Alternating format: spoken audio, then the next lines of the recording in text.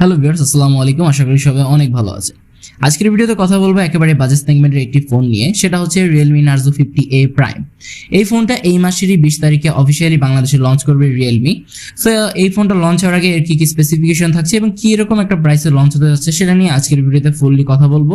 So পুরো video জুড়ে আমাদের সাথেই থাকুন। এন্ড বাইরের প্রচুর বৃষ্টি হচ্ছে, তার কারণে ব্যাকগ্রাউন্ডে হয়তো কিছুটা নয়েজ আপনারা পেতে পারেন, এর জন্য আগে দুঃখিত বলে নিচ্ছি। অ্যাট ফার্স্ট যদি এই সুন্দরী ফোনের লুকস নিয়ে কথা বলি, এটা খুবই সুন্দর এবং ডিসেন্ট টাইপের একটি ফোন, যার মেইন রিজনটা হচ্ছে এটা কিন্তু দেখতে অনেকটা Realme C35 যেটা সদ্য লঞ্চ হয় একটি ফোন সেটার মতো দেখতে। অ্যান্ড এই ফোনটার রেয়ারে থাকছে ফুললি প্লাস্টিক বডি এবং এটা ফুল প্লাস্টিক বডির একটি ফোন। এটার থিকনেস করা হয়েছে 8.1 মিলিমিটার এবং এর ওয়েট হচ্ছে 190 গ্রাম। সো বেশ স্লিম এবং লাইট ওয়েটের ফোনই বলা যায়, এবং এটা কিন্তু একটা বক্সি শেপ ডিজাইনের ফোন যেটা বর্তমানে ট্রেন্ডিং চলছে। সো এটা বেশ প্রিমিয়াম একটা ফিল আপনাদেরকে দেবে। এটা ডিসপ্লে নিয়ে কথা বলতে গেলে থাকছে 6.6 ইঞ্চের ফুল এইচডি প্লাস রেজলিউশনের একটি IPS LCD প্যানেল ডিসপ্লে, যেটাতে নর্মাল 60 হার্জ রিফ্রেশ রেট থাকছে এবং এটার পিক ব্রাইটনেস হচ্ছে 600 নিটস। এটার রেজলিউশন হচ্ছে 1080x2400 পিক্সেল এবং এটার PPI ডেনসিটি হচ্ছে 400। এটা বাজেট ক্যাটাগরির একটি ফোন হওয়া সত্ত্বেও এটাতে ফুল এইচডি প্লাস রেজলিউশনের ডিসপ্লে ইউজ করা হয়েছে, যার ফলে কিন্তু বেশ ভালো একটা পারফরমেন্স পাওয়া যাবে। কালার অ্যাকুরেন্সি, ভিউইং অ্যাঙ্গেল সবকিছু মিলে আপনারা একটা ভালো ফিডব্যাক পেয়ে যাবেন। স্পেশালি যারা আউটডোর ইউজ করবেন তারাও একটা ভালো পারফরমেন্স পাবেন, এবং যারা প্রচুর কন্টেন্ট প্লে করেন তাদের জন্য অবশ্যই ডিসপ্লেটা বেশ ভালো হবে। পোর্টস এন্ড বাটনস নিয়ে কথা বলতে গেলে রাইট সাইডে থাকছে পাওয়ার বাটন এবং ভলিউম কি রকার, এবং পাওয়ার বাটনে থাকছে ফিজিক্যাল ফিঙ্গারপ্রিন্ট সেন্সর। বটমে আসলে পেয়ে যাবেন 3.5 millimetre headphone jack, USB Type-C charging port, primary noise cancellation mic এবং স্পিকার রিল। রাইট সাইডে থাকছে এর সিম কার্ড স্লট, যেখানে দুটো সিমের পাশাপাশি একটি SD কার্ডও ইউজ করতে পারবেন।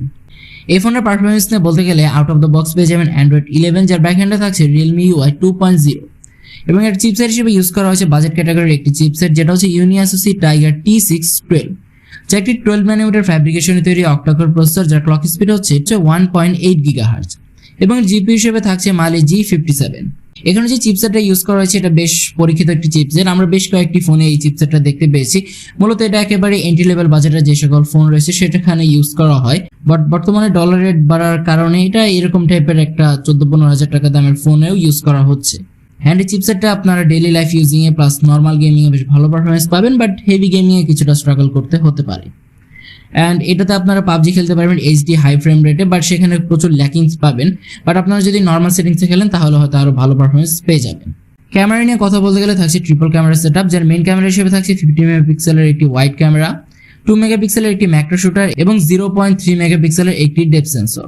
বাজেট ফোন হতে এখানে আলট্রা ওয়াইড ক্যামেরাটা নেই, এটাই স্বাভাবিক, এবং এর 50 মেগাপিক্সেলের ক্যামেরা দিয়ে আপনারা ডে লাইটে বেশ ভালো ছবি তুলতে পারবেন। আপনারা কালার অ্যাকুরেন্সি, ডিটেলস, শার্পনেস মোটামুটি ডে লাইটে পেয়ে যাবেন, বাট লাইট ড্রপ করলে হয়তো অনেক ছবিগুলোকে সফট করে দিতে পারে। ভিডিও রেকর্ড করতে পারবেন 1080p 30fps এ। ফ্রন্টে পেয়ে যাবেন 8 মেগাপিক্সেলের একটি সেলফি ক্যামেরা, যেটা দিয়ে আপনারা 720p 30fps এ রেকর্ড করতে পারবেন, এবং 8 মেগাপিক্সেলের সেলফি ক্যামেরা দিয়ে আপনারা ডিসেন্ট পারফরমেন্স পেয়ে যাবেন।